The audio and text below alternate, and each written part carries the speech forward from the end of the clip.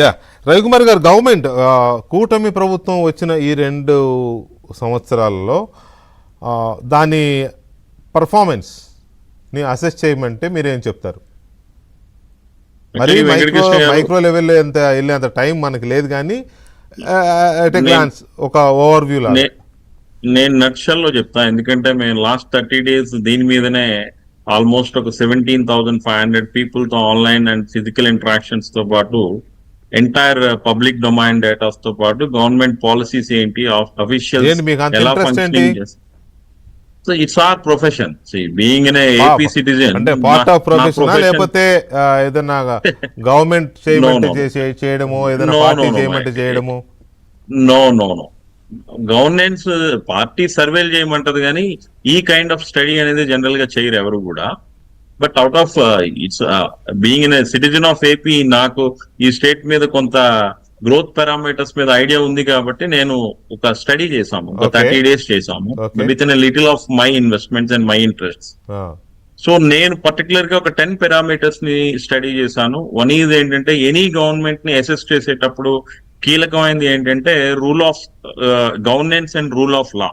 E governance and rule of లాకి వచ్చేటప్పటికి compare to earlier government కన్నా ఈ గవర్నమెంట్ ఇన్స్టిట్యూషనల్ స్ట్రెంగ్ చేయడం కానీ, లేకపోతే పొలిటికల్ వెండెట్టాస్ అనేవి కొన్ని ఉంటాయి. ఎందుకంటే 2019-24 మధ్యలో జరిగిన లాట్ ఆఫ్ ఇష్యూస్ లో ఆఫీసర్స్ ఎలా యాక్ట్ చేశారు, ఎస్పెషల్లీ పోలీస్ అఫీషియల్స్ ఎలా ఉన్నారు అనేది మనం పక్కకు పెట్టినా, ఈ టర్మ్ కి వచ్చేటప్పటికి ఏంటంటే అంత స్థాయిలో ఏమి అయితే లేవనేది ఓవరాల్ ఫీడ్బ్యాక్. సో దీనికైతే మనం 6 points వరకు మనం ఇవ్వచ్చు. వేరే ఇక్కడ పబ్లిక్ సర్వీస్ డెలివరీకి వచ్చేటప్పటికి ఇందాక చాలా మంది పెద్దలు చెప్పారు, వెల్ఫేర్ అనే దాని మీద ఏంటంటే చాలా ఎక్స్పెక్టేషన్స్ ఉన్నాయి, అది కూడా ఒక కోణం అనే గాని అనుకున్నారు. కానీ బట్ నేను గ్రౌండ్ లోకి వెళ్ళిన తర్వాత కొన్ని ఇంటరాక్షన్స్ చేసిన తర్వాత ఏమనిపించిందంటే, welfare is not of an excessive dosage. మీరు జగన్ గవర్నమెంట్ లో చూసుకుంటే నవరత్నాలు అనే స్కీమ్ పెట్టి 24/7 ఈ వెల్ఫేర్ అనే ఒక మోడల్ మీదనే ఇంటింటికి వెళ్లి ప్రచారం చేయడం, ఎక్కువ స్థాయిలో మేము వెల్ఫేర్ ఇస్తున్నామంటే ఒకనొక స్థాయిలో చంద్రబాబు నాయుడు గారు లాంటి వ్యక్తి కూడా పప్పు బెల్లాల్లో పెంచుతున్నారు అనే ఒక కమెంట్స్ కూడా చేయడం జరిగింది. బట్ అదే చంద్రబాబు నాయుడు గారు సూపర్ 6 అనౌన్స్ చేసేటప్పటికి చాలా క్రిటిసిజం వచ్చినా కూడా ఈ రోజు గ్రౌండ్ లో ఏముందంటే, పల్లెల్లో రోడ్లు కనిపిస్తున్నాయి, అర్బన్ ఫెసిలిటీస్ బానే ఉన్నాయి, ఇన్ఫ్రాస్ట్రక్చర్ బానే ఉంది, ఏదైతే అవసరం ఉందో ఆ స్కీమ్స్ కే డబ్బుల్ని పంపిణీ చేస్తున్నారు అన్న ఒక పాజిటివ్ ఫీడ్బ్యాక్ ఏదైతే ఉందో అది న్యూట్రల్స్ ఎక్స్ప్రెస్ చేశారు. That is more important for any government. ఎందుకంటే సెక్షన్ ఆఫ్ పార్టిషన్ ఓటర్స్ వీళ్ళకో 40% ఉంటారు, వాళ్ళకో 40% కామన్ గా ఉంటారు. బట్ ఎవరైతే ఈ 10-15 ఓటర్స్ ఈ వెల్ఫేర్ కి వ్యతిరేకంగా జగన్ గవర్నమెంట్ లో కూడా చాలా మంది ఏంటి ఇంత excessive dosage of welfare schemes అవసరమా అని అన్న ఇంటలెక్చువల్స్ కావచ్చు, చదువుకున్న యూత్ కావచ్చు, చాలా మంది అన్నారు ఆ మాట. బట్ వేరే ఇక్కడికి వచ్చేటప్పటికి ఏంటంటే ఆ ఎక్సెసివ్ డోసేజ్ గా లేదు. సో కంపేర్ టు ఏంటంటే పబ్లిక్ సర్వీస్ డెలివరీ బాగుంది. బట్ ప్రాబ్లం అంతా ఏమవుతుంది అంటే, పబ్లిక్ సర్వీస్ డెలివరీకి వచ్చేటప్పుడు కింది స్థాయిలో కరప్షన్ ఉంది, దాన్ని కరెక్ట్ చేసుకోవాల్సిన అవసరం ఉంది. ఇంకా ఎంఆర్ఓ ఆఫీసెస్, ఆర్టీఓ ఆఫీసెస్ లో కంపేర్ టు పాత గవర్నమెంట్ కన్నా ఏంటంటే ఇప్పుడు కరప్షన్ లెవెల్స్ బాగా పెరిగిపోయినాయి. అయిపోయింది కదా రవి, కరప్షన్ అనేది ఇన్స్టిట్యూషనలైజ్ అయిపోయింది కదా. అంటే నేను అనేది అలా కాదండి, కామన్ మ్యాన్ నీడ్స్ కి వెళ్ళేటప్పుడు కొన్ని ఉంటాయి. ఇప్పుడు జీవీఎంసీ లో నేను చూసా, ఒక చిన్న బిల్డర్ తో మాట్లాడా, ఆ బిల్డర్ కు వచ్చిన ఇష్యూ రిజాల్వ్ అవడానికి 1.5 years పట్టింది. ఇన్ఫాక్ట్ దృష్టిలో కూడా తీసుకెళ్ళడం జరిగిన తర్వాతనే అది రెక్టిఫై అయింది. వాస్తవం 2-3 అపార్ట్మెంట్ రాసిస్తే అయి ఉంటుంది అది కూడా. నేను అందుకే చెప్తున్నా, అది ఇంకా ఎక్కువ డోసేజ్ లో ఉంది, దాన్ని కర్బ్ చేసుకోవాల్సిన అవసరం గవర్నమెంట్ ఉంది. The third point is economic management.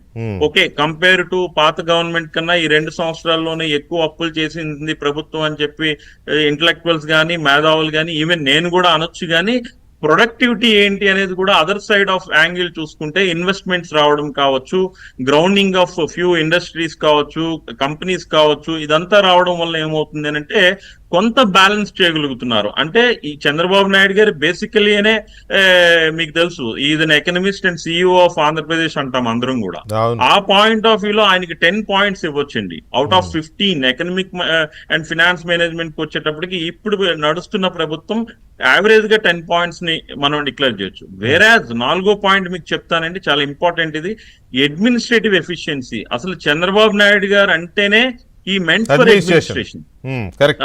Administration, అలాంటి అడ్మినిస్ట్రేషన్ మరి ఏంటో మరి నాకు తెలియదు కానీ లాస్ట్ 5 years ఆఫ్ గవర్నమెంట్ లో ఆఫీసర్స్ తాలూకా ఇల్యూజన్ అనుకోవాలో ఏంటో తెలియదు, లేకపోతే అదే గవర్నమెంట్ ఒక 10-20 ఏళ్ళు ఉంటుందనే ఉద్దేశంతో ఏంటో గానీ వాళ్ళు ఏం చెప్తే అది చేసేసారండి.